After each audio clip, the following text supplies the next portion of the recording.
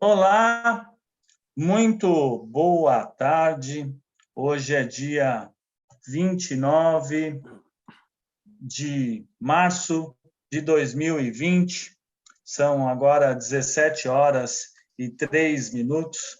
Estamos começando mais um programa aqui no canal Resistentes. Eu tenho a honra de receber pessoas em 4 países diferentes que vão contar um pouquinho da experiência de como está sendo o confinamento nos seus países. Então, nós temos aqui o Thomas, da Argentina, nós temos a nossa representante feminina, Assunção, que fala de Portugal, o Manuel, que fala de Lima, no Peru, e o Daniel, que conversa conosco da Dinamarca, lá da capital, Copenhague. Eu quero passar primeiramente a palavra para cada um de vocês. Vamos aqui na ordem alfabética dos países. Então, eu peço inicialmente aí, Tomás, diga de onde você fala e faça sua rápida apresentação aqui para os nossos integrantes do canal Resistentes que nos assistem no momento. Muito bem-vindo. Bueno, buenas tardes. Muchas gracias al canal Resistentes por recibirme. Una alegría volver a encontrarnos. Bueno, yo soy Tomás Palmieri, tengo 23 años, soy de Buenos Aires, de Argentina. Estoy estudiando mi último año de Relaciones Internacionales y de Ciencias Políticas en la Universidad Católica Argentina. Soy fundador del partido Impacto Político y vicepresidente del Centro de Estudiantes. Estoy muy comprometido con la economía de Francisco también. Y bueno, estoy con un compromiso social muy grande acá en Argentina desde el Centro de Estudiantes de mi universidad. Así que con muchas ganas de poder compartir con todos ustedes de diferentes partes del mundo sobre cómo se vive la cuarentena y la pandemia a nivel mundial. Así que muchas gracias por recibirme. Ok. Bom, o meu nome é Daniel França, eu sou de São Paulo, mas moro na Dinamarca há cerca de 1 ano e meio. E, bom, eu trabalho aqui como pesquisador na área de matemática na Universidade de Copenhague e também é um prazer poder contar um pouquinho mais para vocês de como está sendo a situação toda do lockdown e como a Dinamarca está lidando com a situação. Meu nome é Manuel Manrique, eu sou peruano, nasci em Lima, mas eu moro no Rio de Janeiro, trabalho lá para uma plataforma de comunicação inglesa e por acaso, tive que vir para Lima e não consegui voltar. A quarentena me pegou aqui e eu estou no apartamento da minha mãe e vivendo o isolamento de uma forma diferente, né? Longe da família, mas perto da família que está no Peru. Assim, a maneira de informação, Lima, o país todo está, desde 16 de março, num isolamento social obrigatório e ninguém pode ir para a rua, a não ser para comprar comida ou medicinas. A gente vai desenvolver o tema e também agradecer ao Paulo e ao canal Resistentes pelo convite para poder passar um pouco de informação importante sobre esta pandemia que a gente está vivendo. Vai, Assunção.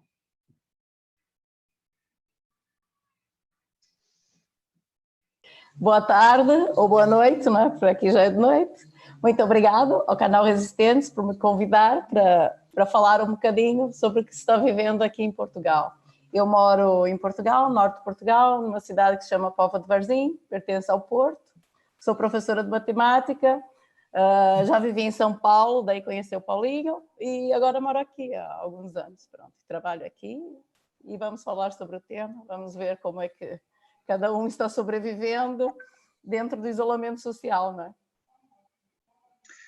Muito obrigado a todos, né, que temos aqui, então, duas pessoas que falam da América do Sul, o Tomás da Argentina, o Manuel do Peru, temos duas pessoas na Europa, a Assunção de Portugal, o Daniel da Dinamarca, e vamos entender um pouquinho esse momento, né, único na história do planeta Terra, da Mãe Terra, de enfrentar uma pandemia que realmente mudou todos os valores que a sociedade, todos os meios de produção, todas as relações sociais, né, que o mundo já viveu. Antes de começar a nossa conversa específica para saber como cada um está nesse momento vivendo isolamento social, eu quero aproveitar aqui, passando já pelo canal, nós temos aí várias pessoas nos assistindo. Eu quero agradecer. A Letícia Durão está dando já uma boa noite aqui em Jersey, na Grã-Bretanha, autarquia da Inglaterra, né? Lockdown a partir de amanhã, 8 horas da manhã. Ninguém se importa, porque a comunidade brasileira aqui é minúscula,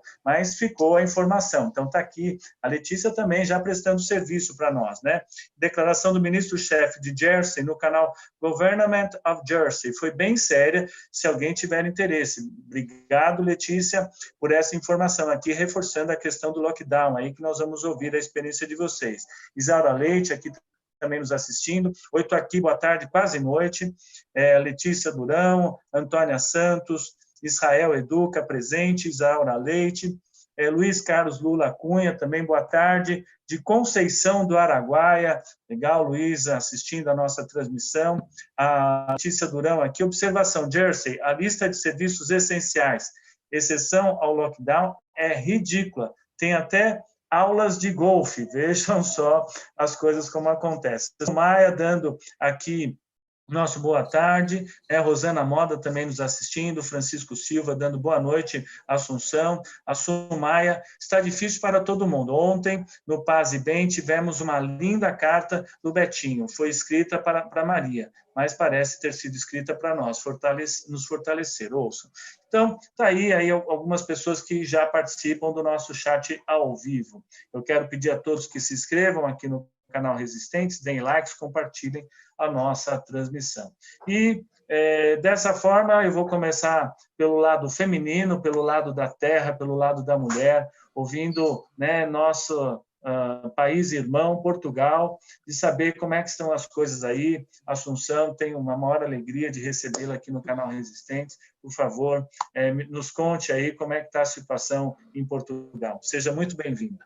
Obrigada. Pronto, aqui assim, começou com isolamento social também a partir de 16 de março, 16, 17. Primeiro, fecharam as escolas, não é? Porque estava-se na dúvida se iam fechar ou não, pronto. Fechou-se as escolas e a partir daí foi gradualmente, pronto, isolando quase tudo, não é? Agora já estamos em estado de emergência, não é? Porque não foi suficiente. E pronto, e também aqui, basicamente, eles apelam para que só saia se for para comprar alimentos, medicamentos, se for visitar ou ajudar algum idoso que esteja sozinho, pronto. Mas o que se vê é que muita gente, pronto, acha que pode sair na mesma e dar a sua corridinha. Inclusive, a cidade onde eu moro aqui, no fim de semana passado, foi alvo de notícias em todos os canais de televisão, porque tem uma marginal, é a beira-mar, e um fotógrafo tirou fotos de muita gente mesmo, quase que era aglomerado. Pronto, e aí o presidente da Câmara fechou a avenida, hoje já está sol na mesma, está bom tempo, já não há ninguém na rua, mas as pessoas por si só não têm essa consciência, não é? Acham que está sol, toda a gente pode dar uma corridinha, porque também não foi obrigado a ficar em casa, não é? Eu acho que aqui eles estão um bocado pedagógicos, isto é, primeiro vamos lentamente, é pedagógico, fiquem em casa e tal, e vamos vendo como vai avançando as coisas, só que acho que realmente eles têm que tomar medidas mais severas, porque assim vai ser difícil, mas pronto, vamos indo aos poucos. A questão, você observa como o ser humano, né, até a gente entender o isolamento social, a importância dele, é uma questão que realmente demora um pouco para todos nós, né? E nós vamos perceber exatamente essa situação ouvindo o que aconteceu no Peru ali, o Manuel, né? Vamos sair um pouquinho do continente europeu, vamos ver o Manuel, que está ali em Lima, contar. Manuel, muito boa tarde, bem-vindo aqui ao canal Resistentes, muito obrigado. Por favor, me conte aí, conte para os nossos ouvintes, internautas, como é que está Lima e como é que está o Peru. Obrigado, Paulo. O isolamento social, já haviam boatos de que isso iria acontecer no final de semana de 14 e 15 de março, né? E a informação só veio se confirmar na terça-feira, dia 17, ou na segunda-feira, 16, não me lembro direito. Mas aí veio um decreto presidencial obrigando todo mundo a ficar em casa, escolas, universidades, centros comerciais, mercados, enfim, todos esses comércios e lugares de aglomeração parariam de funcionar e passariam a receber, no caso de escolas e universidades, aulas virtuais, né?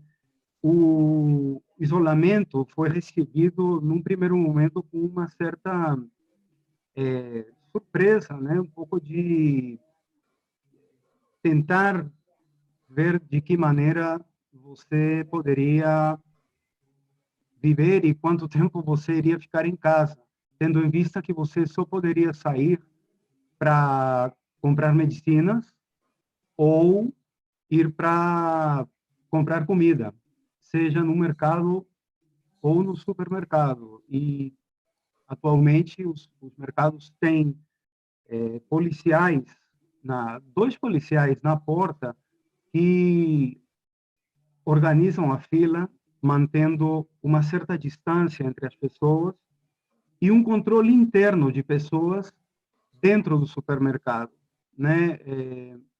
Ultimamente, uns 2, 3 dias atrás, o uso da máscara e das luvas tornou-se uma prática bastante comum. Eu não tenho, porque a luva e a máscara virou um artigo de luxo, né? Inflacionou o valor, sumiu das prateleiras, não tem na farmácia, enfim. Mas eu queria voltar um pouquinho ao início do isolamento, os primeiros dias, e como isso tem sido, porque a gente vê uma diminuição muito grande do transporte público. Os táxis, eles só circulam com uma autorização especial.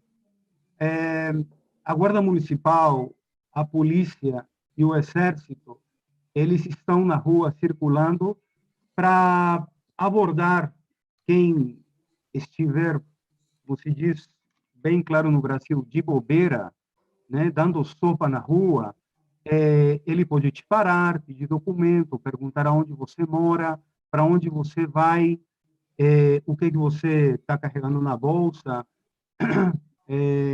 Isso aconteceu comigo logo na primeira semana do isolamento. Eu fui parado por um policial, eu ia comprar pão, e ele perguntou para onde eu ia, pediu documentação, verificou e falou: tudo bem, vai, compra e volta para sua casa. Aí, o isolamento, ele não tem sido respeitado integralmente. Tem muita gente que fica dando voltas e desobedecendo. As pessoas que fazem isso vão para a delegacia, são autuadas, ficam 4 horas na delegacia e, infelizmente, depois são soltas, porque por conta do espaço e também do isolamento, né? Você não pode ficar muito tempo com muita gente junto. Então, essas pessoas, do primeiro dia até o dia de hoje, são 26 mil pessoas que desrespeitaram o isolamento social obrigatório. Por conta disso, antes de chegar a esse número, o presidente Martín Vizcarra, e ele, todo dia, meio-dia, vai para a TV para dar um panorama do que foi feito, como está e o que vai ser feito. Ele decretou o toque de recolher, né, a partir das 8 da noite até 5 da manhã.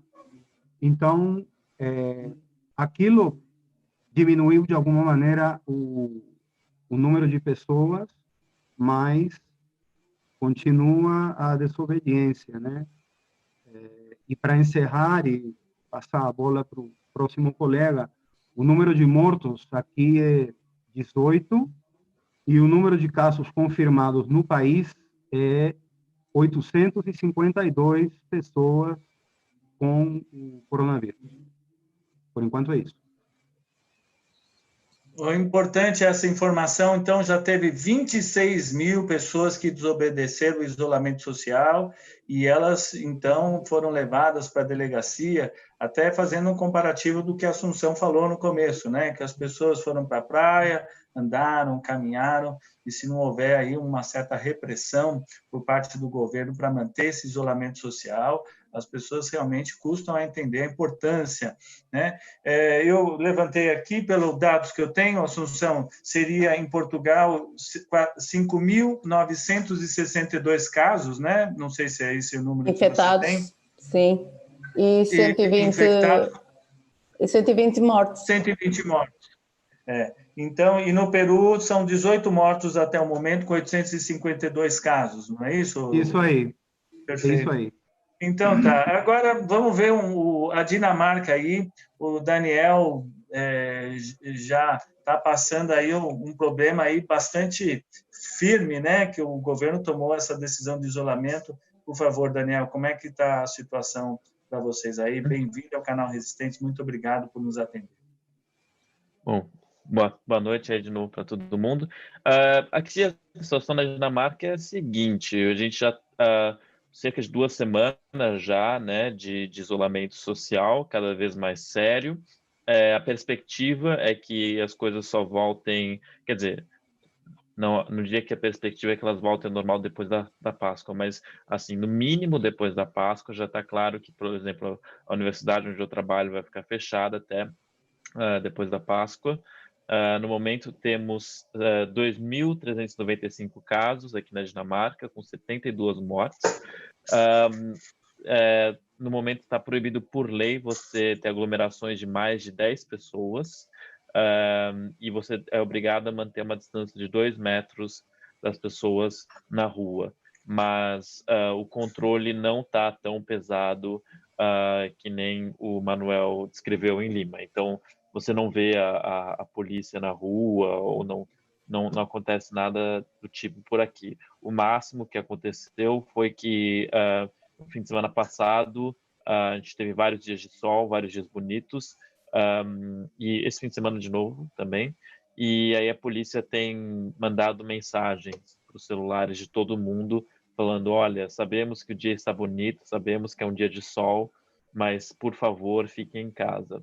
Porque, bom, aqui na Dinamarca, dias bonitos de sol são uma coisa bem rara, né? Então, você fica realmente doido para sair de casa. Então, o máximo que, assim, que eu recebi de, assim, intervenção direta do Estado foram essas mensagens no celular. De resto, o controle parece ser mais ou menos tranquilo. Mas você não vê muitas pessoas na rua, e também não tem as pessoas têm mantido as distâncias no supermercado, então todos os supermercados têm colocado faixas no chão para indicar a que distância ficar das pessoas. Outra medida que eu achei bem legal que os supermercados tomaram por aqui é de substituir todos os funcionários acima de uma certa idade, que eu não sei precisar agora, por funcionários novos fora do grupo de risco. Então, agora o supermercado do bairro só tem pessoas bastante jovens trabalhando, né, o que diminui o risco de consequências mais graves. Então, achei isso assim, óbvio, as pessoas mais velhas não foram demitidas nem nada, eles só realmente colocaram outras pessoas para trabalhar nesse período. E Eu diria que é esse mais ou menos o panorama da Dinamarca. Então, sim, a princípio, as regras são bem fortes de isolamento, mas não é que a gente está vendo polícia parando as pessoas na rua ou coisa do tipo. Mas, pelo menos para mim, a situação parece mais ou menos sob controle. É bom lembrar que tanto a Assunção como o Daniel, as pessoas que estão na Europa, hoje vocês entram num horário de verão, né, digamos Exato. assim, então adiantou uma hora, né, para vocês, e com isso você tem um dia mais longo também, você tem aí, né, uma oportunidade de poder estar na rua aproveitando essa vontade de andar. E está em casa. Vem cá. Tá bom. Então, vamos mudar aqui de prática de hemisfério, né? E vamos mudar para o outro lado da América do Sul ali, chegando na Argentina para receber nosso amigo Thomas Palmieri. Por favor, bem-vindo ao canal Resistentes. Nos conte como é que está a questão do isolamento aí na Argentina. Muito obrigado por nos atender, Tomás. Gracias a ustedes. Aquí en Argentina tenemos 745 infectados de 18 muertos. Comparado con muchos países que ustedes mencionaron, es bastante poco, pero a cuarentena obligatoria fue decretada cuando hubo 40 casos, más o menos. Fuimos pioneros y cautelosos en Argentina. Vimos que en otros países era incontrolable y el sistema de salud en Argentina es muy precario. Entonces, la decisión del presidente Alberto Fernández fue muy inteligente, con mucha sabiduría. El problema son las personas de los barrios populares, que no mora en una casa con jardín o patio. Es difícil vivir en esa situación donde vivís en una sala de 3 metros por 3 metros, y en Argentina el 40% de la población es pobre. Ahí es donde es más difícil. En los barrios donde la gente puede vivir más cómodamente, es más fácil, tenés un jardín, tenés un patio, podés salir a tomar aire, pero en las favelas, las villas, es muy complicado, hasta psicológicamente se te hace muy, muy complicado quedarte ahí. Sí, hay mucho egoísmo, hay muchas personas que creen que son inmunes, que no les va a pasar nada, y son las personas que salen, pero en Argentina hay mucha responsabilidad social. Muchas personas denuncian por las redes sociales o a la policía las personas que desobedecen la cuarentena. Es una cuarentena total. El 98% de la circulación en las avenidas, en las calles, las rutas, se cortó, y solo trabajan la verdulería, el supermercado, la farmacia, pero toda la industria, toda la economía paró. Alberto Fernández dice: a economía podés recuperar, no vida. Y eso es muy importante, porque Italia, Estados Unidos, Gran Bretaña, Brasil, que son los países que yo conozco, que no hicieron eso, no tienen una mirada humana o una mirada cristiana, si querés. Piensan en la economía. En Argentina probablemente la economía caiga 5, 10% del PBI, pero como decía el presidente, la vida es única, o sea, la vida se fue y se fue. Y eso, el presidente fue muy duro, marcó mucho a los empresarios que se hacían los vivos. Papa Francisco dijo: son miserables los empresarios que querían echar gente. Entonces yo creo que tanto el Papa Francisco, el presidente, dejaron un mensaje muy claro, que la gente quiere seguir. No es algo que nos cueste, algo que estemos obligados, sino que hay mucha gente que lo apropió. Hay mucha gente que sabe de que hay que hacer eso. mañana el presidente prolongará la cuarentena por más 15 días. Una decisión también muy sabia. Nosotros venimos bajando la curva, o sea, anteayer hubo 110 infectados y ayer 55.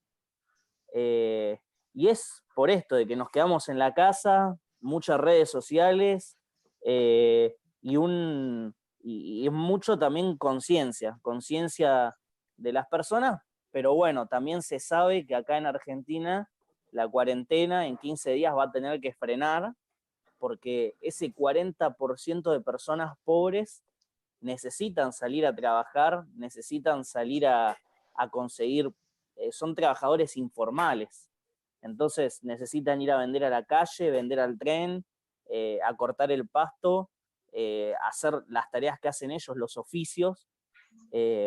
Entonces la gente es consciente, es responsable con la sociedad, denuncia, pero a la vez tiene un límite.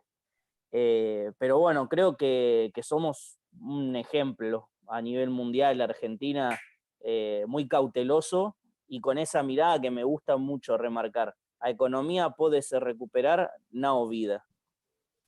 É muito importante essa sua observação, Tomás, porque nós ficamos muito focados no momento, né, no instante, hoje, 29 de março de 2020, parece que o mundo termina aqui, né?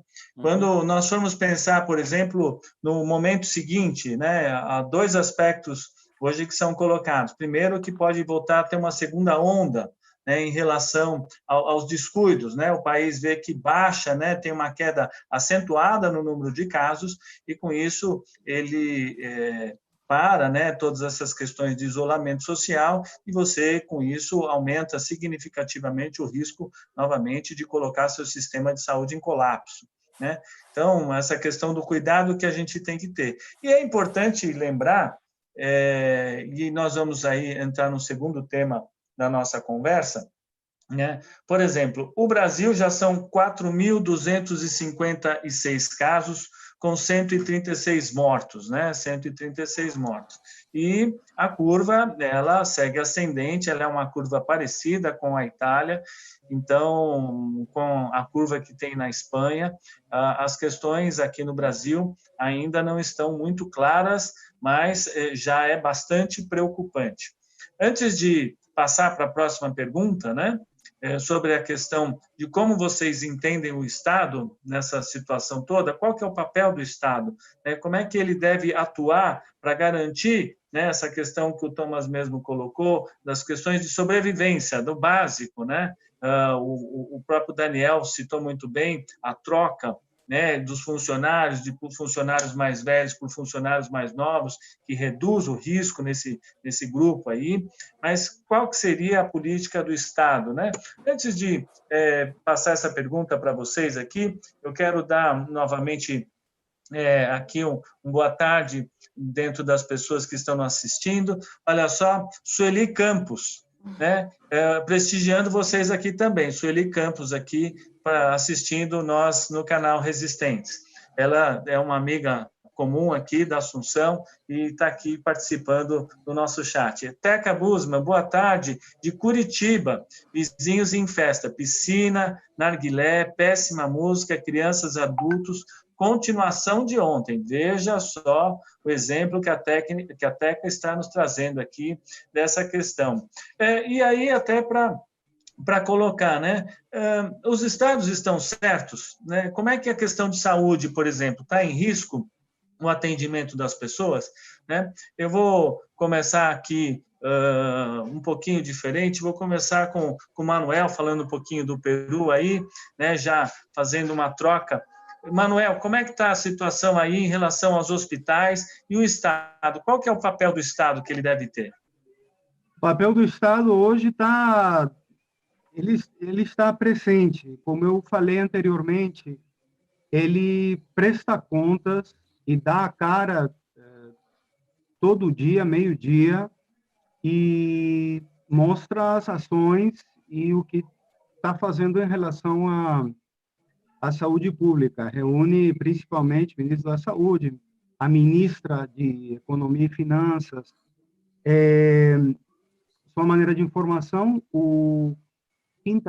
quarta-feira da semana passada, o isolamento social obrigatório foi ampliado até domingo, dia 12 de abril, né? A saúde pública, como qualquer país latino-americano, é precário, tem as dificuldades, as carências, os recursos humanos, né? Mas,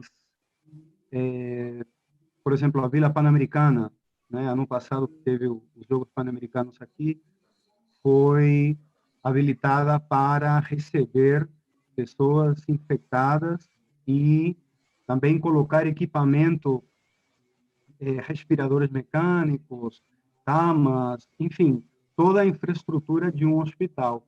E tem um hospital no bairro de ATE, que também recebe pacientes de coronavírus.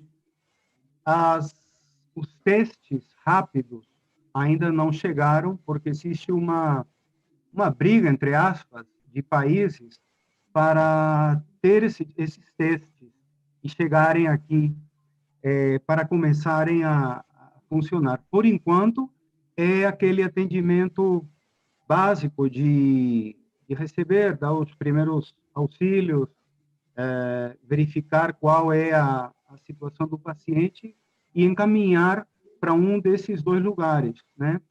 Tanto os hospitais públicos como os hospitais privados, eles disponibilizaram espaços para pessoas com coronavírus ou que acham que têm coronavírus, para que recebam algum tipo de atendimento e poder minimizar um pouco, num primeiro momento, o agravamento, né?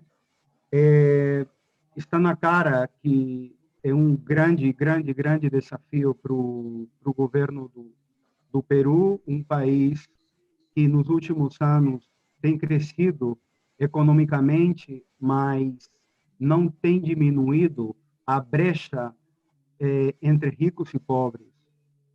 Existe um discurso de diminuição de pobreza, mas não há o maior grupo social aqui neste país é de gente pobre e que passam por um bocado de problemas, como o Tomás falou, gente que mora na favela, em las vias, chama aqui pueblos jóvenes, não, em los cerros, nos morros, onde as condições de hacinamento são grandes, não tem muito lugar para lazer e as pessoas ficam, né? Tem que ficar. Mas, por outro lado, o Estado, através das forças da lei, vão nos autos, com megafone, informando e pedindo para que respeitem as medidas, né, decretadas pelo presidente, e aquilo, de alguma maneira, tem diminuído, mas não muito. Aqui a intenção é, como falam em espanhol, aplanar a curva, né? Evitar que ela cresça e evitar que o número de mortes aumente. Então, esse é o objetivo. O Estado tem, logo, uma semana depois do isolamento, também autorizou o benefício para grupos vulneráveis, para pessoas que vivem por abaixo da linha da pobreza e que estão cadastradas num sistema do governo, a receber $140. Não é muito, mas é alguma coisa, porque a economia informal no Peru é alta, como o Thomas falou. Também tem gente que entra no ônibus e canta, vende chiclete, vende carteirinha, vende esse tipo de coisas, ou parte para atividades um pouco mais sofisticadas, digamos, um professor de educação física dá aula personal, um cozinheiro, isso aí tem sido uma marca que me chamou muito a atenção. Aqui, como sei, todo mundo deve saber ou ouviu, a comida é muito apreciada, né? O peruano gosta de comer, de saber receitas, conhecer, e muitos restaurantes têm ido os chefes para o restaurante para cozinhar para a polícia, para os garis, né, que recolhem o lixo, para o pessoal da saúde que faz o atendimento e param próximo dos locais onde eles trabalham e ou de casa saem, dão sanduíche, café da manhã, algum lanche para mostrar solidariedade e também passar a mensagem de todo mundo tem que ficar unido, todo mundo tem que encarar de forma conjunta. Não existe, como eu tenho visto, essa briga no Brasil de disse-me-disse, de que fulano está conspirando contra mim e que está falando besteira e que é uma gripezinha. Você tem toda a razão, realmente, Manuel, nessa posição em relação a respeitar, né, as orientações aí. O governo também, numa medida muito importante, congelou os serviços, o pagamento de serviços básicos, luz, água, telefone móvel, prestações de moradia,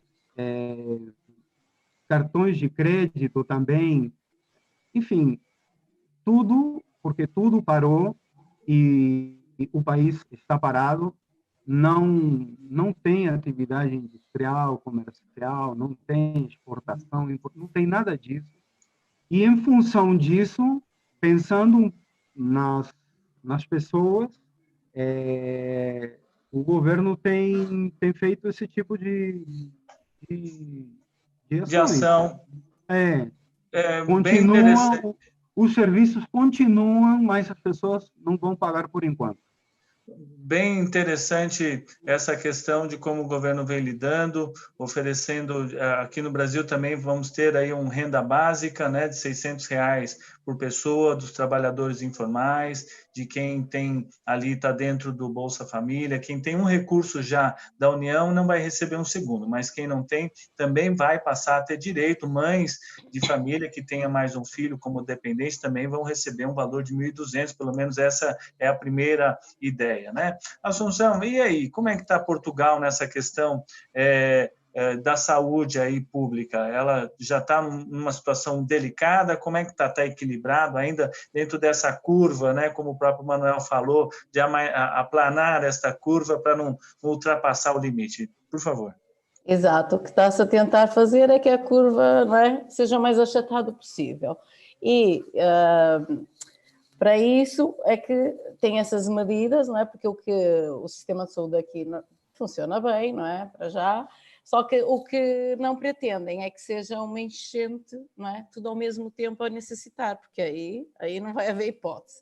Então, com essas medidas, está-se a conseguir que, pronto, os hospitais vão dando saída, e acho que uma das medidas que também eles têm feito aqui, no início eram, digamos, 3 hospitais centrais que atendiam as pessoas. Para já aqui há uma linha, que é uma linha do Ministério da Saúde.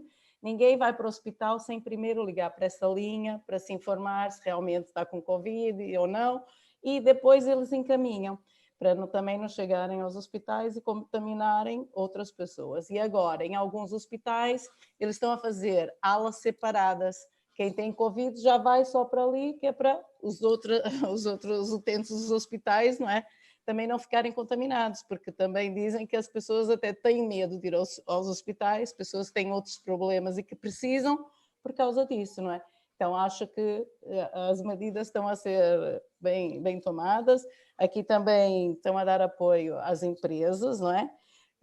Vão ter crédito, o Estado vai ajudar a pagar os vencimentos, desde que não haja despedimentos, né? Porque se houver despedimentos é muito mal. Então eles estão a tentar segurar assim a situação. Também acho que foi uma boa medida quando as escolas encerraram, pagam a um dos pais, dos pais que fiquem com as crianças em casa, pagam 66% do vencimento. Também, se não pagassem, garanto que eles não conseguiriam conter nada como se está agora, não é? Acho que as medidas têm sido bem tomadas. Claro que há sempre quem critique, pronto, mas eu acho, no meu entender, está tudo bem encaminhado. Vamos ver se consegue, não é? Porque o grande problema é não há ventiladores para toda a gente ao mesmo tempo, não é? São coisas que não se previam. E agora está a tentar chegar, mas para isso a curva não pode ser logo de uma vez, porque senão não há hipótese. Você é funcionária do Estado? Sou. Funcionária do Estado. Então, dentro do funcionalismo do Estado, e mesmo no funcionalismo privado, o governo está garantindo uma renda de 66% do salário. Sim, sim, para qualquer pai que tenha que ficar com uma criança até 12 anos em casa, eles pagam 66% do vencimento. Certo, e aí e dentro da escola, do espaço que você está, isso está servindo para que as pessoas obedeçam ao isolamento social. Sim, sim, sim. Quase não se vê gente na rua, realmente é pontual, como essa situação que eu falei o fim de semana passado, mas nota-se que quase, acho que a maior parte está a obedecer. Há aqueles serviços que são, essenciais, que não pararam, não é? Mas na maior parte acho que sim. Daniel, agora, dentro dessa questão do ensino, né? Eu fico colocando aqui questões até mais sérias, né? Como é que um estado como a Dinamarca, que tem um IDH excelente, né? Tem uma questão social muito boa, qual é o impacto que isso pode ter dentro até da visão do Estado, da questão da saúde pública, da questão da educação? Isso você acha que pode haver algumas mudanças nesse aspecto? Bom, a primeira-ministra já avisou que depois desse período, infelizmente, haverá mudanças para o estado de bem-estar social dinamarquês. Então, não está claro agora o que vai mudar e o que vai acontecer, mas já está claro que eles vão ter que, né, apertar um pouco o cinto depois que passar esse período mais crítico. Então, com certeza haverá mudanças. Mas, bom, acho que também agora não é o momento de planejar quais também, né? Em relação a essa questão do Estado hoje, né? Eu sei que você morou aí na Alemanha, mora aí na Dinamarca, né? Como é que tem sido visto essa questão, né? A Itália, né? Está quebrando dentro desse momento. A França passa pelo mesmo problema. A Espanha está com uma situação muito parecida, né? Como é que esses países aí, a questão do Estado, você tem ouvido, lido sobre essas questões? Bom, eu acho que, como você falou, eu morei muitos anos na Alemanha, então eu acompanho um pouco mais o noticiário alemão, tenho muitos amigos ainda que moram lá. Então, eu diria que assim, o que eu vi hoje, que também tenho muitos colegas conversando, é que aqui na União Europeia eles estão vendo se eles conseguem implementar um sistema parecido com o que eles tiveram na Coreia do Sul. Não sei se vocês já ouviram falar desse sistema, que era basicamente, bom, na Coreia do Sul, né, por ser um país que está em estado de guerra, né, eles têm um sistema de aviso em todos os celulares. Então, o governo pode lá, figurativamente, apertar um botão e todos os celulares do país fazem um barulho, né? E as pessoas já estão treinadas a reagir a esse tipo de coisa, e por já existir essa infraestrutura, eles conseguiram já colocar um sistema que, se você esteve próximo de alguém que foi infectado, né, você aí tem que ficar automaticamente em quarentena, né? E aparentemente esse sistema foi muito efetivo na Coreia do Sul. E a Dinamarca e a Alemanha e tal estão discutindo se seria possível implantar alguma coisa parecida por aqui. Só que isso vai muito e claramente contra todas as diretrizes de proteção de dados e privacidade da União Europeia. Então, hoje, por exemplo, antes da nossa conversa, eu estava assistindo o correspondente ao Jornal Nacional alemão, e é o que eles estavam falando, assim, tá esse embate agora, né, do pessoal falando que isso seria uma perda de tempo, porque um sistema desses nunca poderia ser implantado e nunca funcionaria aqui na Europa, porque é o que o ministro da Alemanha, o ministro da Saúde alemão estava pensando, né, e outras pessoas pensando, falando que se fosse de uma maneira voluntária, quem sabe funcionaria. Então, claramente também está acontecendo, né, uma discussão ampla de até onde o Estado pode ir numa situação de emergencial que nem essa.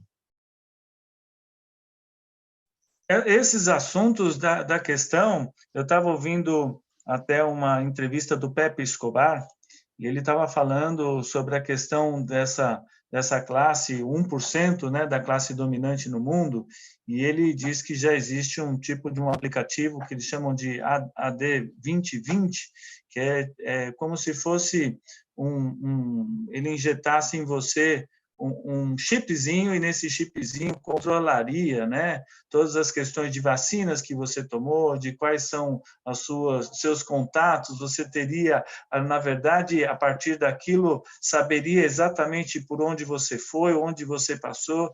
Imaginar, então, que momento, né, se a gente fosse ler 1984, com todas essas questões que são colocadas hoje no planeta, né, realmente a questão da tecnologia e do controle social, ela é tema que nos assusta também, de certa maneira, né? Porque as soluções nem sempre elas são soluções que apontam o caminho de centralização da informação. Thomas, você é o país do nosso Papa Francisco, né?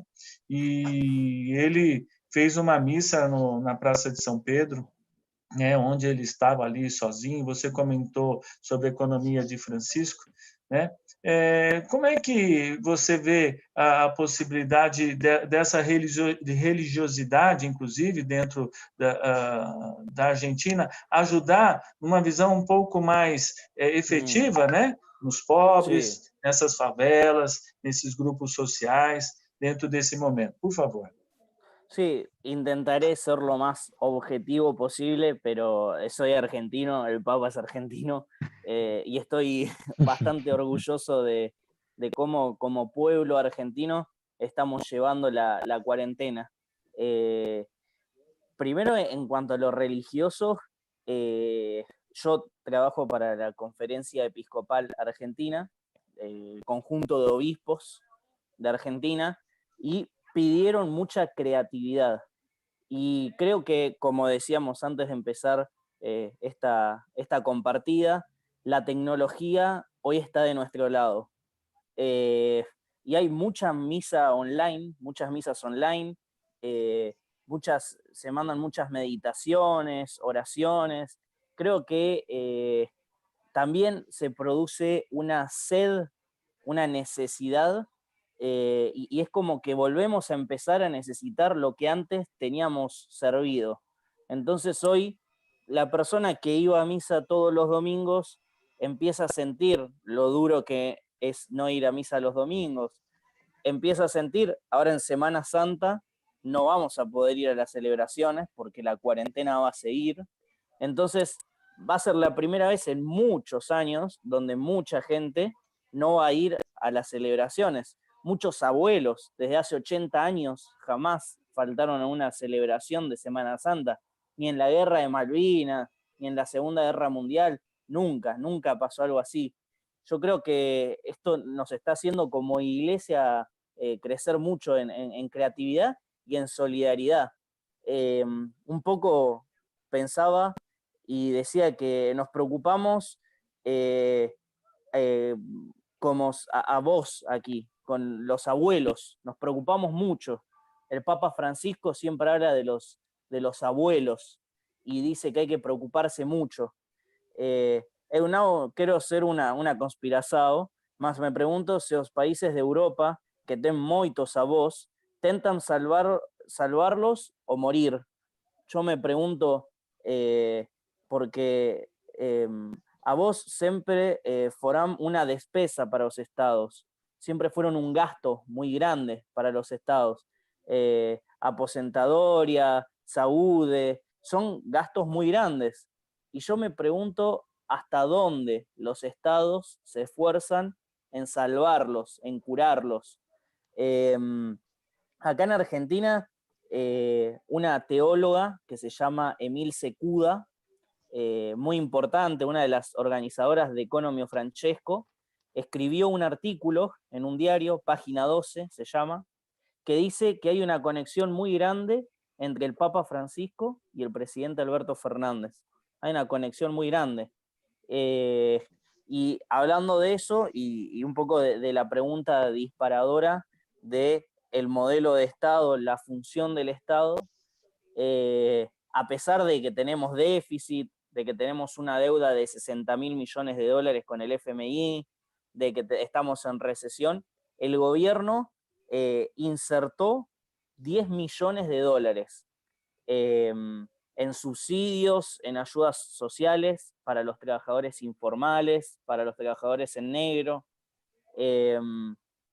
Gracias a Dios tenemos un gobierno populista, un gobierno que piensa en el pueblo, piensa en las personas. Y eso es, creo que lo que nos hace ser fuertes también. Una mirada acá en la tierra, en lo que hay acá. Creo que, como digo, estoy 100% seguro de que es una unión muy grande entre el pensamiento del presidente y el pensamiento del Papa Francisco. Hay una solidaridad muy grande. Creo que Argentina es un país que tiene una sociedad muy solidaria, donde podemos vernos bastante como hermanos. Y, por ejemplo, anoté algunos cosas. Los hoteles están transformados en hospitales. El ejército comenzó a producir gel de alcohol, respiradores mecánicos. Todos los respiradores que eran producidos en Argentina fueron comprados por el Estado, porque muchos empresarios querían venderlos al exterior, porque te pagaban más. El presidente también, los precios fueron intervenidos, ¿sí? Entonces se pusieron precios máximos, porque si no los supermercados, los grandes empresarios que son muy astutos, que son miserables, como decía el Papa Francisco, querían aumentar, obviamente, porque hay mucha demanda, entonces querían aumentar los precios y el Estado intervino. Y Alberto Fernández fue muy, muy duro, con mucha autoridad, para impedir esta astucia de las personas que se quisieron aprovechar. Yo creo que, como dije bien, en cuanto a lo religioso y en todo lo demás, esta pandemia nos va a hacer crecer mucho. Bueno, después creo que vamos a hablar del Papa Francisco, que ahí tengo también para comentarles, pero creo que como pueblo argentino estamos muy unidos, el gobierno está muy presente y, como dijo el presidente, no se le va a mover la mano para prolongar la cuarentena y para seguir así. Y yo creo que lo esencial, que creo, no conozco, pero creo que en Europa o en esos países más, Estados Unidos, que son muy individualistas, creo que se pierde la conciencia de la hermandad, del que está al lado, como el fratere. Entonces creo que vamos por un buen camino, porque entendemos que tenemos que quedarnos en casa e que hay um Estado presente que vai tentar ajudar-nos. É importante você poder criar a questão da identidade, né? Eu acho que esse é o aspecto talvez vital nesse momento da pandemia, que os estados onde você encontra, né, que haja uma identidade nacional, uma identidade onde o reconhecimento passa, onde a língua estabeleça essas relações sociais, onde a cultura, né, seja preservada.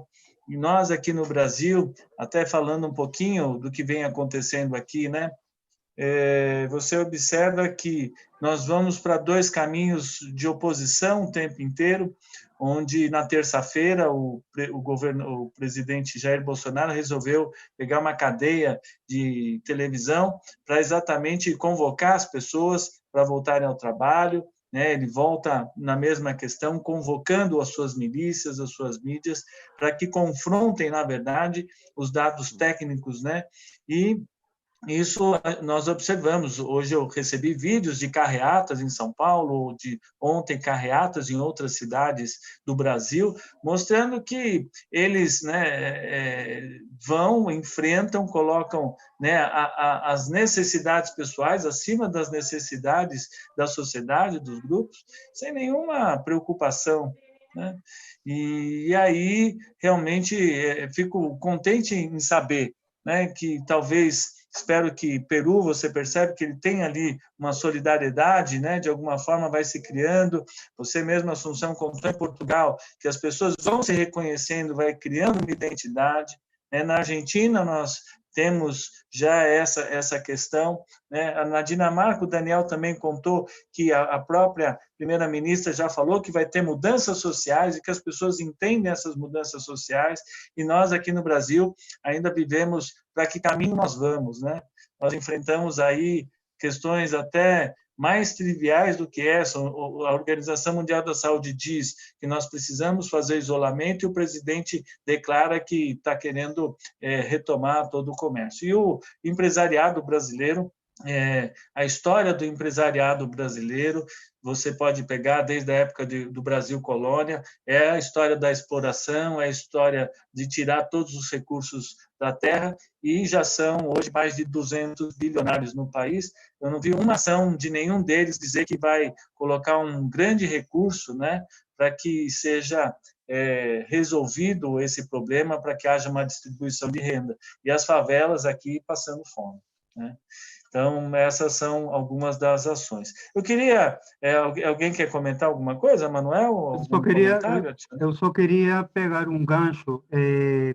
Tem um banco privado aqui, o Banco de Crédito, ele começou uma campanha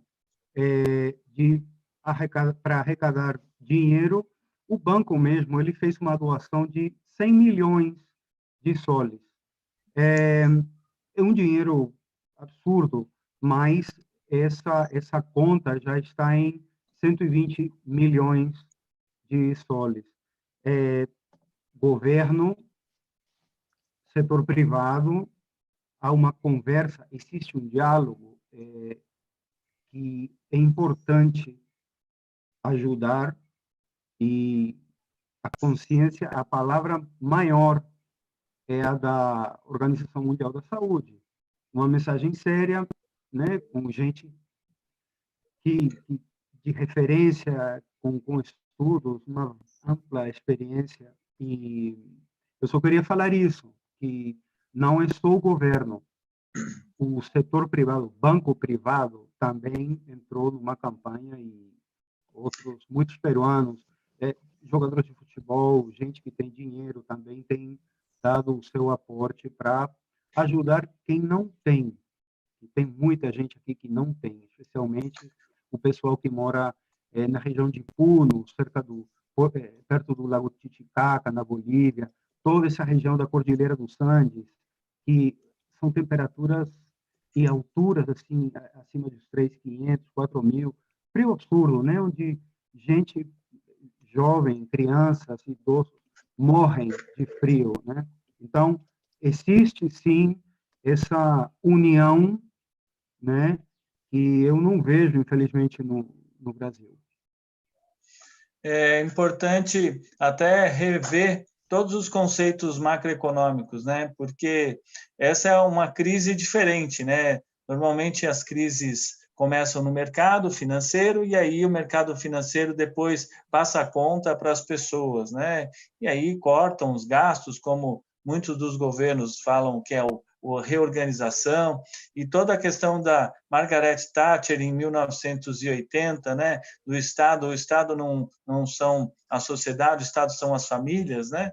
Essa questão toda hoje está em xeque, e nós temos aí que rever esses conceitos. Deixa eu dar uma passada aqui rapidamente, as pessoas também estão nos acompanhando. Verônica, aqui a Teca Busma, conexão instável aqui.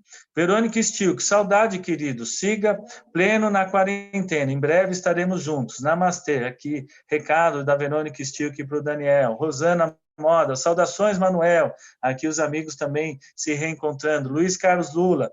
Enquanto governos da maioria dos países se preocupam com seus povos, o nosso grande mentecapto pensa somente nos banqueiros e rentistas. Hoje tem a capa, inclusive, na Folha de São Paulo, mostrando a fome na favela, né? E quando a questão da pobreza desses grupos sociais, ela começar a estourar o coronavírus ali, realmente o nosso estágio, nos próximos 15 dias, nós teremos aí um número de casos que deve aumentar muito. Estela Bortolotti. Olá, Assunção, sou irmã da Soraya. Estamos todos em quarentena. Olha que legal aqui, mandando uma mensagem, né? Nós temos aí a oportunidade de estar junto, né? Bacana, né? Você conhece a Estela, Assunção? Sim, claro. Então tá lá, ela mandando aí uma mensagem para você aí. Beijinho para ela. Quer falar alguma coisa, por favor? Não, eu só mandar um beijinho para ela. Então tá bom, mano. O Daniel também quer deixar algum recado aqui, Daniel? Já só nessa mensagem rápida aqui? Manda um abraço para Verônica e para Rosana, claro. É isso aí. Manuel, algum comentário rápido aqui do chat aqui? Rosana Mola, grande beijo. É isso aí. Então tá bom. A Lúcia Maria, França Conegundes, boa tarde, né? Ela também é uma prima querida lá da Bahia. Imaginar que a situação aqui no Brasil é, no mínimo, hilária. Estamos numa campanha eleitoral cujo candidato é um vírus. Olha, muito bom, Lúcia. Concordamos com você. The Velvet Voice, que está sempre nos acompanhando. É bom mencionar também que os neoevangélicos já estão na Argentina. Tem Igreja Universal, o Frei Soares lá, também tem filiais, felizmente ainda não ocupam muito espaço. É verdade? Como é que é essa questão aí dos evangélicos também? Você quer comentar alguma coisa, Tomás?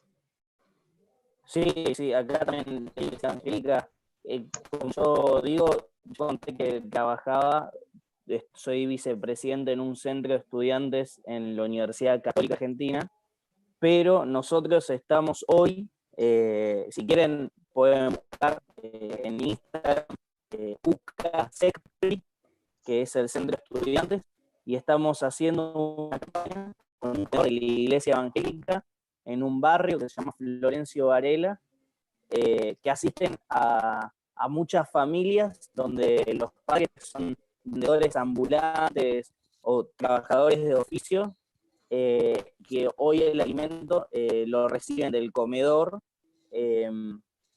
que es un comedor de la iglesia que antes daba la vianda, o sea, el alimento lo daba 3 veces a la semana y hoy lo da todos los días.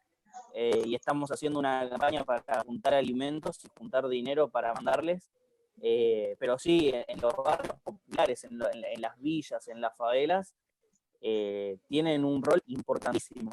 Es más, siempre decimos que la iglesia evangélica llega hasta donde el Estado no llega. Hay muchos lugares donde el Estado no llega y la iglesia evangélica llega. Y mismo la contención en cárceles, hay muchos pastores que están muy con asistencia fuerte, es increíble. Así que le mandamos un saludo enorme a todos los hermanos. Tomás, ele cortou um pouco, mas eu entendi aqui realmente do trabalho social, né, que tem sido feito, né, dentro da igreja, nessas áreas mais simples ali, né, que é realmente um ponto importante dentro da igreja evangélica, né, que ocupou um espaço, né, houve um recuo dentro dos movimentos sociais e a igreja evangélica no Brasil realmente ela cresceu bastante. Eu queria passar na nossa parte final aqui, nós já estamos com 1 hora e 5 minutos de transmissão, né? E eu queria fazer uma reflexão de cada um de vocês aí em relação a um pouco essa questão do isolamento social, né? Queria ouvir de vocês o que isso representa na sua vida pessoal, na questão espiritual, na questão da relação que existe com as coisas, da relação que existe no planeta. Nós vamos, a partir do final dessa pandemia, ao vencermos, né? Nós vamos sair melhores ou piores dessa situação. Eu queria começar, então, vou começar com o segmento feminino. Pode ser, né? Seja bem-vindo. Então, eu quero ouvir o que você pensa aí nessa questão do nosso coração um pouquinho. Queria ouvir você, Assunção. Realmente é um tema que, se calhar, não refleti muito, mas eu acho que a quarentena está a nos ajudar a pensar realmente e a refletir em muita coisa que a gente no dia a dia nem sequer pensa.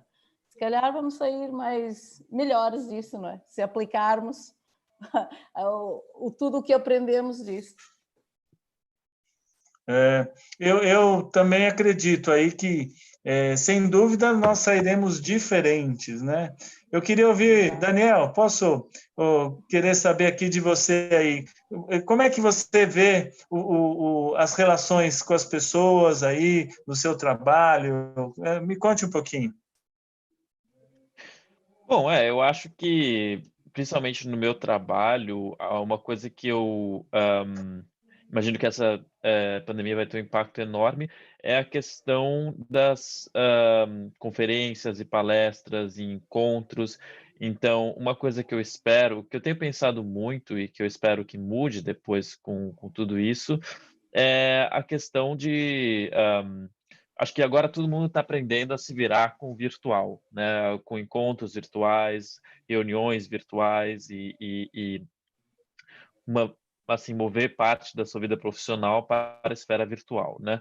E eu acho que no caso da ciência, né, que é a minha área, isso vai ter um impacto positivo, no sentido de que acho que virtualmente é mais fácil você criar novos canais, novas colaborações e tal. E a gente também tem muitas conferências, né, coisas do tipo palestras. Então, o impacto ambiental, por exemplo, da ciência é muito grande, porque tem muita gente que fica viajando para lá e para cá, né? E além disso, essas conferências são caras, então pessoas que trabalham em países mais isolados ou com menos acesso a recursos também acabam tendo menos acesso às conferências, o que eu acho que é um problema. E agora todas elas estão sendo, né, movidas para o virtual. Óbvio que eu acho que ainda vai ser importante você ter encontros presenciais e tal, mas eu acho que a maneira que a gente vai organizá-los, a frequência e coisas do gênero vão mudar bastante. E eu espero que isso tenha um efeito positivo para a democratização da ciência e também diminuir o impacto social. Muito legal. Eu quero fazer um comparativo aqui rápido, né? Porque a Assunção é professora de matemática e o Daniel é professor de matemática, só que em diferentes níveis, né? Eu queria ouvir você um pouquinho, Assunção, como é que fica aí essa relação com o aluno? Qual que é o seu perfil de pessoas que você leciona e como é que você vê esse aspecto que o Daniel colocou do ensino virtual? Por favor. Pronto, eu dou aulas a alunos 7º ano, 13, 12 anos, 14, pronto. Isso tudo foi uma novidade, não é? E é como o Daniel disse, toda a gente se virando para tentar, agora que o Ministério pediu para se manter o contato com os alunos, porque as aulas não tinham acabado, de repente foram suspensas, faltavam 2 semanas para acabar as aulas, para as férias da Páscoa. E temos tentado manter um contato através das plataformas, e-mails, e realmente isso tem sido um grande aprendizado para professoras e também para os alunos, claro. E acho que realmente é como o Daniel disse, a partir daqui acho que muita coisa pode mudar realmente. Não tinha pensado nisso, mesmo trabalho à distância, meu marido está a trabalhar em casa, quer dizer, agora nota-se que as pessoas podiam ficar em casa a trabalhar, não poluíam o ambiente, não havia tanta deslocação, não é? É diferente. Eu vou insistir um pouquinho mais ainda com você, Assunção. Dentro desse grupo de jovens que você trabalha, né? Qual o impacto? Né? Eu queria ouvir o seu depoimento como professora, né? E o Daniel pode complementar um pouquinho depois nessa questão ali. A criança aprende? É assim, Paulinho, para já, foi pedido para manter uma relação com os alunos. Nós não estivemos a lecionar conteúdos. Tivemos, digamos que a rever, não é? Demos tarefas e eles foram fazendo. Pronto, e cumpriram. Na maior parte, os alunos têm acesso à internet, computador. Se não tinha, viraram-se, arranjaram do tio, do primo, pronto. Mas, agora, para o terceiro período, pôs-se a questão: vai-se dar conteúdos novos? Há quem seja a favor, outros não. Realmente, eu acho que vai ser complicado. Pelo menos eu não estou a ver como é que a gente vai fazer isso, não é? Mas se for possível, vamos aprender e vamos continuar, claro. Os alunos também têm esse direito, não é? Afinal, estão em casa e vão ficar com o ano perdido, não... mais vale a gente tentar fazer alguma coisa, mas ainda é uma grande dúvida se vai dar conteúdos ou se vai continuar a rever e no próximo ano repor o que não se deu. Bem isso mesmo. Eu quero só... Daniel, quer complementar alguma coisa? Você que já está tendo essa experiência? Sim, eu só talvez eu também diria que as pessoas também agora já estão querendo aqui mostrar capacidade de se adaptar a essa nova situação. Então, assim, eu tive a gente está mantendo mais ou menos a vida do nosso grupo de pesquisa, e o meu chefe, segunda-feira, foi uma coisa que eu achei bastante interessante, né? Porque ele falou o seguinte: a universidade ela tem duas funções básicas, que é a pesquisa e o ensino, né? E a gente é financiado quase, assim, 99,9% do financiamento da pesquisa aqui é parte do Estado, né? E sabemos que que depois desse período de isolamento, muito provavelmente vem uma crise econômica. Então, e a gente sabe que, né, áreas como a ciência sempre são uma das primeiras onde há cortes de verba, né? Então, ele falou, foi bem claro com a gente, falando assim: olha, adaptem-se rápido e bem, façam tudo o que vocês puderem para continuar lecionando em alto nível. Não se preocupem tanto, assim, óbvio, tentem continuar fazendo pesquisa também, mas lecionando em alto nível para mostrar que a gente é um grupo que consegue se adaptar bem a essa situação, é um grupo que consegue agir e ser positivo para a sociedade, mesmo nessa situação difícil que a gente está agora, porque isso assegura que quando terminar tudo isso, as pessoas também vão estar cientes do nosso valor, né, para a sociedade. Que também achei que foi uma fala interessante do meu chefe. Que ótima reflexão, Assunção, ótima reflexão, Daniel. Né? Por favor, Manuel, à vontade, quero ouvir o seu opinião. Só para complementar, eu não sou professor, eu sou jornalista, mas eu tenho visto que aqui no Peru as aulas, o primeiro e segundo grau, as aulas de universidade também, começaram agora, em março, o ano letivo. Começaram entre aspas, porque começou e parou. Então, o recurso foi aula remota, né? A tentativa de dar aula para os alunos.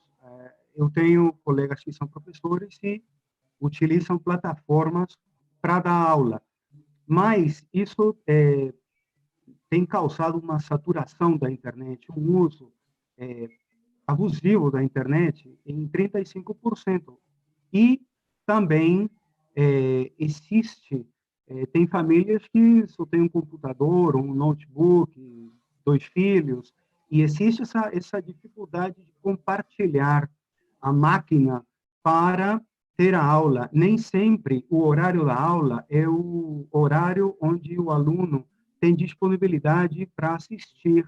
Então, os professores, bem, estão de parabéns, porque os alunos também têm que se virar muito para tentar assimilar o conhecimento. Eu acho que se aqui fosse metade do ano, iria ser pior. Queria falar um negócio aí que não foi tocado, e é referente às companhias aéreas. Tem muita gente que não está na casa da gente, não está em família, né? Tem muita gente famílias que estão morando em aeroportos, com crianças de 4, 6 anos, tem que comprar fralda, tem que comprar leite, e realmente é uma dificuldade. As companhias aéreas estão em conversações diretas com os consulados.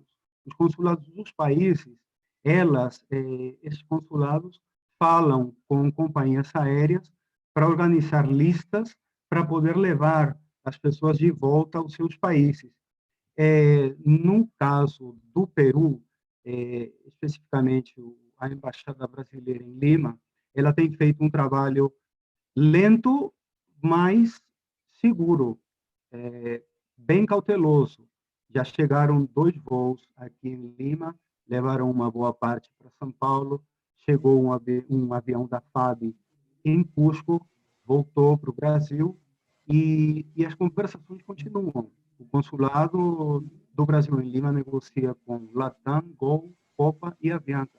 A única que responde positivamente é a companhia Latam. E vamos ver como é que isso se desenrola. A companhia Avianca, a colombiana, ela cancelou as operações nacionais e internacionais até o dia 30 de abril. Até o final do mês que vem, nenhum voo da Avianca para nenhum lugar da região. Então, aquilo causa um transtorno, um incômodo muito grande para famílias que estão longe e não estão em hotéis, estão morando de favor em casa de amigos, que receberam por uma semaninha, 10 dias, e já tem 20, vão para um mês, né? Por conta disso. E os canais de comunicação com os consulados, além de WhatsApp, o Facebook e o correio eletrônico, né? Que a gente fala em correio eletrônico já é uma coisa velha, mas ainda funciona. Realmente, você tocou num ponto aí, Manuel, que ele é crucial, né?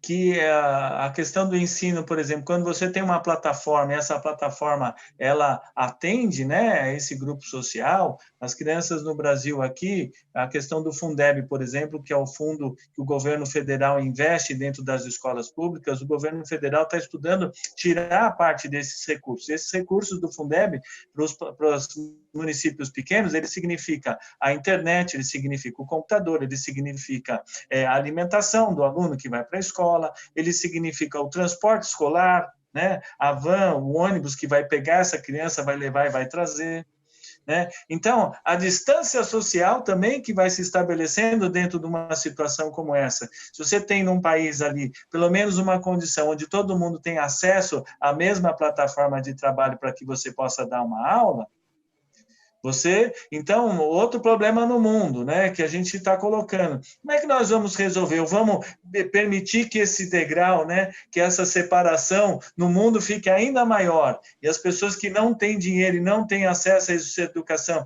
elas vão ser, então, realmente tiradas desse direito? Olha outro problema aí. Eu quero passar um pouquinho ouvir. Obrigado, Thomas. O ponto onde você estava ali estava com um pouco de falha ali no seu áudio ali, estava cortando bastante. Vamos ver se agora ele funciona um pouquinho melhor. Eu queria ouvir um pouquinho de você, então, Thomas. Nós vamos sair melhor dessa pandemia? Como é que você acredita aí, fazendo a sua reflexão, até lembrando um pouco o Papa Francisco e a questão de economia de Francisco? Por favor.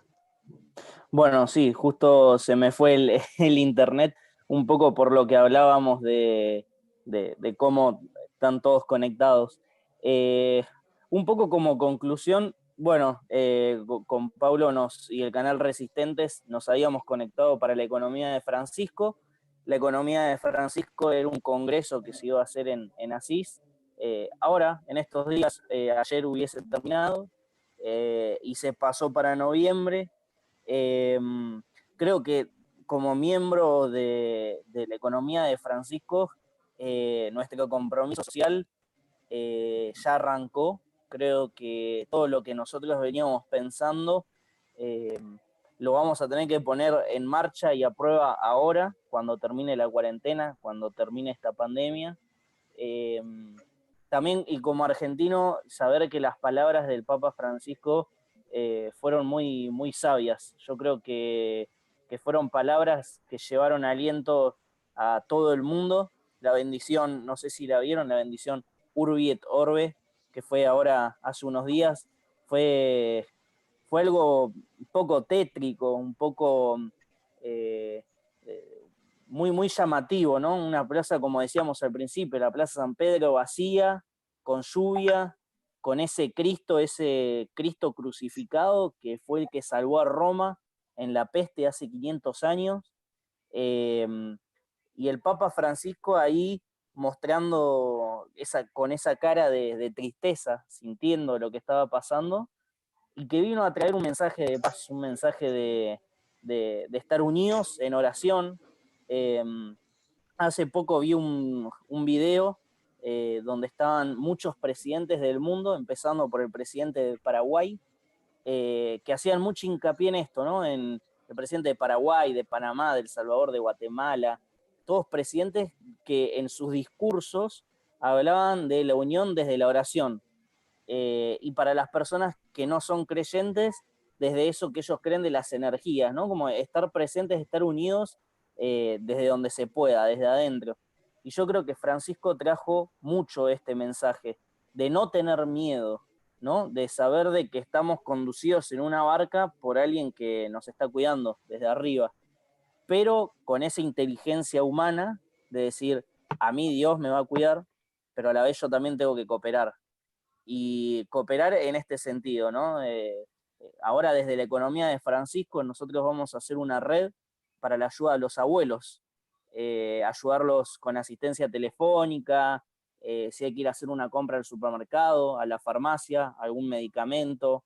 Hay mucha gente que está muy sola también, y esta cuarentena hay que también hablar de que es un factor de riesgo psicológico, ¿no? El estar tanto tiempo solo, encerrado, sin hacer lo mismo, porque a ver, el Netflix, el estudio, el leer, el juego, te aburre, uno necesita salir a tomar aire, a correr, a juntarse con los amigos, a hacer oración, a distintas actividades que uno no puede ahora, y yo creo que, como dije al principio, esta pandemia va a transformar al mundo. Creo que vimos desde muchas cosas, ¿no? El entender lo importante que es ver un amigo, lo importante que es ver un familiar, lo importante que es el medio ambiente. Lo vemos en los canales de Venecia, las fotos esas que pasan por todos lados, aguas cristalinas. En Argentina, en Buenos Aires, una ciudad muy contaminada, el 50% se redujo la contaminación aérea. Ayer vi una estrella fugaz en el patio de mi casa. O sea, son cosas que uno va entendiendo, y yo creo que es un golpe para la humanidad que nos va a hacer renacer.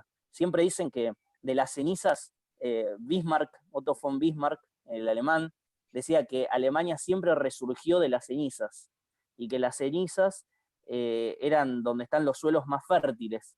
Yo creo que hoy estamos prendiéndonos fuego como mundo, y que de estas cenizas va a renacer un mundo más humano, un mundo donde las relaciones humanas van a ser mucho más fuertes. Eu tenho certeza que o mundo busca, né, Tomás, essa relação mais equilibrada. Mas eu vou ser um pouco, ao mesmo tempo que otimista, vou ser um pouco realista e talvez um pouco pessimista, né? Eu ainda quero entender que esse mundo precisa ser mais claro na mente de cada um de nós, né? Porque quem tiver, na verdade, a frase famosa, né? A história é escrita pelos vencedores, né? Então, nós precisamos saber também qual que é o discurso que nós vamos impor, porque esses meios de comunicação aí, você acha que é eles que vão trazer a distribuição de renda, né? Vão trazer uma questão onde os nossos velhinhos vão ter um fim de vida digno, né? E não preocupados com a morte dos planos de saúde, que estão pouco preocupados se a pessoa vai morrer ou não quando tiver com 80 anos chegando lá para poder ser escolhido, como está fazendo a Itália, né? Que não dá para você pega uma pessoa que já tem alguma doença pré-existente e outra que não tem, então a que tem pré-existente não vai ter o respirador, a outra que não tem vai ter. Então são questões aí muito delicadas. Eu quero aproveitar e passar aqui, Manuel, por favor, aí, o que você acha? Onde que nós vamos encontrar esse país, esse mundo depois dessa pandemia? Eu espero que as coisas melhorem, porque a gente está tendo uma lição enorme. Primeiro da Terra, ela chegou num ponto de saturação e de violação que teve que acontecer o que aconteceu para que a gente comece a pensar e a ver o que cada um de nós está fazendo com ela, desde as mais insignificantes atitudes vinculadas à separação de lixo, jogar lixo da rua, a forma como você trata as pessoas, como você usa teu meio de transporte para se deslocar dentro da cidade. Eu acho que tudo o que está acontecendo aqui é um ótimo momento para a gente pensar para onde quer ir, que opções a gente vai fazer e que passos a gente vai dar no futuro. Tudo que foi falado dos bichos que apareceram, mais peixes, golfinhos, isso é um reflexo claro. Aqui a costa peruana está farta de peixe e farta de aves que pousam na praia, assim, centenas de pássaros que vêm pousar e vêm tomar conta de áreas que o ser humano tirou. Eu acho que a gente tem que pensar um pouco nisso, né? Como é que a gente vai ser enquanto gente, né? Como a gente vai agir com cada um de nós. Eu acho que aqui prevalece a mensagem do Papa Francisco, um ser humano exemplar, não tenha dúvida, assim, não é de agora, desde 2013, e possivelmente o Tomás conhece muito mais do que ele, do que nós, mas eu conheci em março de 2013 e fiquei encantado com a mensagem, com o discurso, com os valores, né, que passa de amor, de união, de solidariedade, de ajuda ao próximo. E isso é o que a gente tem que resgatar e ficar para tentar aplicar e tentar jogar no nosso dia a dia. Eu acho que a mensagem do Papa Francisco é extremamente importante, mesmo nesse cenário lúgubre, né, de sexta-feira, mas é o que tem. Ele é mais uma prova. Ele sai, dá a cara. Percebi ele um pouco debilitado, mas é assim. Ele é uma pessoa extremamente responsável, extremamente clara, com ideias extremamente positivas. Ele está de parabéns. Eu acho que a gente tem que seguir esse caminho, o caminho da união e evitar ao máximo ser gente miserável e gente ignorante, como a gente vê com muita tristeza em governantes daqui do país vizinho, né, e do país do norte também, né? A gente não pode tolerar. Isso aqui é uma coisa extremamente séria, perigosa, espalha rápido, atinge todo mundo, não tem grupos de risco. É importante a gente ter consciência e saber que todo mundo tem que estar unido. Não adianta entrar em rota de colisão, porque quem vai se dar mal vai ser quem menos tem, infelizmente. Então, eu aproveitando também, Paulo, agradeço a você, ao Daniel, Assunção, Tomás, muitas graças, achei ótimo falar com vocês e contem comigo para a próxima. Boa tarde. Boa tarde. Obrigado, boa tarde. Bom, boa tarde. Daniel, Manuel, gostei muito dessa sua fala aí em relação aos animais que voltaram, né, aí na costa do Peru, aí nessa região com as aves, com os peixes. Muito interessante essa sua leitura aí. Eu passo agora a palavra para o Daniel aqui para fazer a despedida aqui do nosso canal. Obrigado por ter participado. Daniel, suas palavras finais aqui desse nosso bate-papo. Bom, obrigado pelo convite para falar um pouco sobre a situação, né? Acho que é um momento importante para a gente realmente se unir, né, como humanidade e conversar sobre o que está acontecendo em cada lugar. Então, obrigado aí o convite para o Paulinho, do canal Resistentes. Então, é um prazer conversar aí com vocês, Manuel e Assunção. E é isso. Fiquem em casa. Boa. Assunção, suas palavras finais aqui no nosso canal Resistentes, aqui, por favor. Muito obrigada pelo convite. Também gostei muito de falar e de ouvir o que está a passar nos outros países. Foi muito bom, realmente. Obrigada. Bacana. Então, depois de compartilhar, o Thomas, acho que a conexão dele estava oscilando um pouco mais e ele realmente caiu aqui da nossa transmissão, ele nem está mais na nossa sala de transmissão aqui. Nós estamos aqui na parte final, realmente.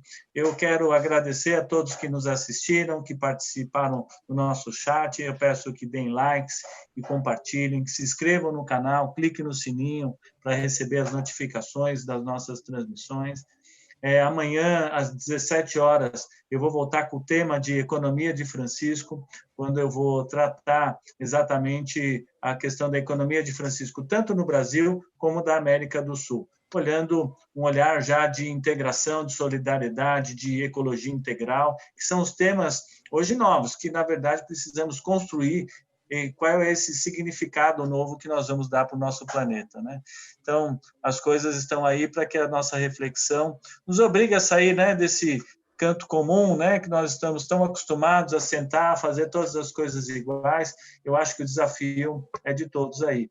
E dessa maneira eu me despeço, espero aprender muito com cada um de vocês, com cada um da experiência que a gente vai trocando, e dessa forma nós vamos construir também o caminho que nós queremos. Muito obrigado a cada um, eu desejo uma ótima semana a todos, e com a última frase, como muitos de vocês já disseram aqui, fique em casa. Grande abraço no canal Resistentes a todos vocês. Até nosso próximo encontro. Muito obrigado. Forte abraço. Tchau, tchau. Tchau. Até. Bye. Até logo. Tchau. Tchau.